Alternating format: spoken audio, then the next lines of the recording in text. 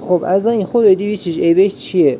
ببینید این خودرو خیلی وقت بوده که به روغنش اهمیت نمیدادن، یعنی روغن دی به دیر عوض میشده، سرویس های خودرو انجام نمیشده و همین باعث شده بوده که و همچنین آب خوبم داخل این خودرو نمیریختن، یعنی معمولا آب معمولی میریختن و همین باعث شده که این سرسننده این موتور تیوفاب که خیلی هم در واقع کم براش این اتفاق میفته دوچاره ایراد شده بود، واشر از بین رفته بود، خود سرسنن کفش دوچاره ایراد شده بود و بعد به تراشکاری براشون.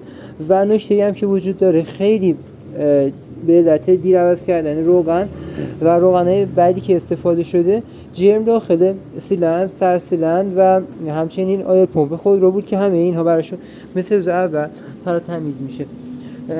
حتما روغن خوب استفاده کنید. توصیه ما هم همون روغن‌های ایرانیه برای این خودروها، چون که روغن‌های خارجی از آن معلوم نیست هم اصل بودن اورجینال بودنش و همین که تاریخش زمانش که کی تولید شده. هم نکته بود که لازم است هم بهتون بگم. ان شاء الله سلامت باشید.